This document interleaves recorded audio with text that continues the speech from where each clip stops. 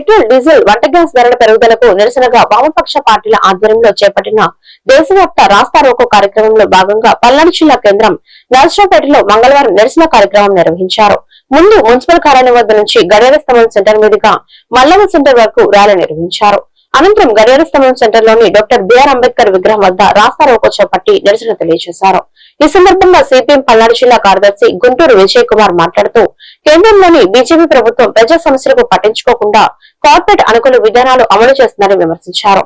ఫిబ్రవరి 28న యుద్ధ పరిస్థితులు ప్రారంభమైనప్పటికీ మే 6 వరకు ఎన్నికల కారణంగా పెట్రోల్ డీజిల్ గ్యాస్ ధరలు పెంచలేదని, ఎన్నికలు ముగిసిన తర్వాత ప్రజలపై భారాలు మోపడం ప్రారంభించారని ఆరోపించారు.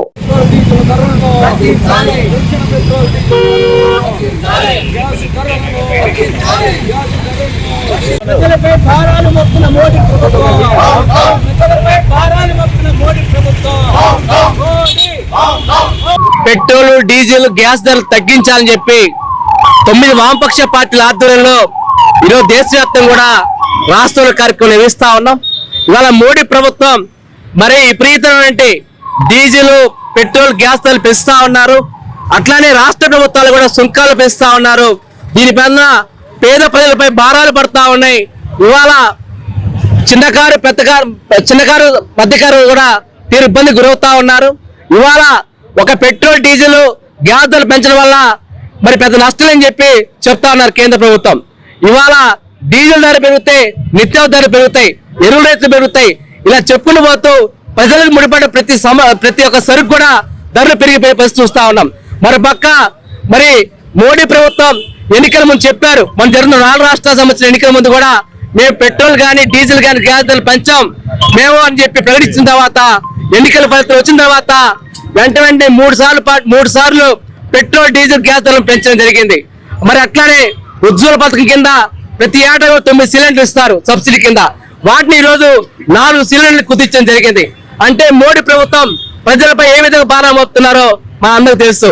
మరి పక్క ఆదాని అంబానీ లాంటి సంస్థలకి ఇలా సహజ వనరుల సంపదని కూడగడుతూ వాళ్ళ కోసం పనిచేస్తున్న మోడీ ప్రభుత్వాన్ని గద్దెదించడం కోసం ఈరోజు వామపక్ష పార్టీలు దేశవ్యాప్తంగా కార్యక్రమం చేస్తా ఉన్నాం. కాబట్టి ప్రజలు కూడా ఆలోచించండి, ఏ విధంగా మన మీద భారం మోపుతున్నామంటే మోడీ ప్రభుత్వం అలా రాష్ట్రం కూటమి ప్రభుత్వం ఈ 2 పెట్రోల్ డీజిల్ గ్యాస్ ధరలు పెంచడం దుర్మార్గం అని వామపక్షాలు రాష్ట్రాలు పిలిపించినాయి. ఇరాన్కి యుద్ధం జరుగుతూ ఉంది, ఆయిల్ రావట్లేదు, ఏం చేయాలని చెప్పేసి ఇక్కడ తెలుగుదేశం పార్టీ సన్నాయి నొక్కులు నొక్కుతా ఉంది. రష్యా నుంచి ఆయిల్ సరఫరా చేయడానికి ఎటువంటి అభ్యంతరం లేదు, రష్యా ఎగుమతి చేయడానికి సిద్ధంగా ఉంది. కానీ మోడీ మాటలు విని చౌకగా వచ్చేటువంటి క్రూడ్ ఆయిల్ని కొనకుండా, రష్యా దగ్గర కొనకుండా ఆపేసినందువల్ల ఈ సమస్య వచ్చింది, అవునా కాదా అనేది ఈరోజు వామపక్షాలు ప్రశ్నిస్తున్నాయి. వాస్తవంగా మోడీ చెప్తున్న మాటలు పచ్చి అబద్ధాలు ఏమిటి అని చెప్పేసి అంటే, క్రూడ్ ఆయిల్ ధర మీరు అధికారంలోకి వచ్చినప్పుడు పెట్రోల్ ధర 67 రూపాయలు ఉంది.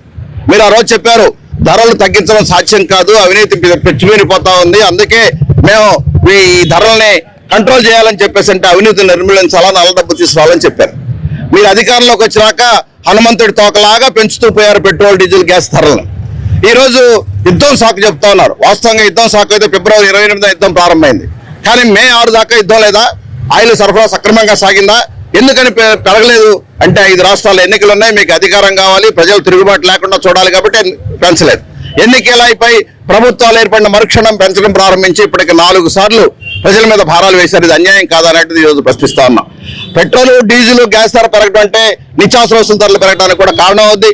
ప్రజల జీవన విధానం ధ్వంసం అవుద్ది, ఆదాయాలు పెరగట్లేదు, వస్తున్న ఆదాయాలతో కుటుంబం గడపడం కష్టంగా ఉంది, విద్యా వైద్యం కొనుక్కోలేక అవస్థపడుతున్న పరిస్థితి మనం చూస్తా ఉన్నాం.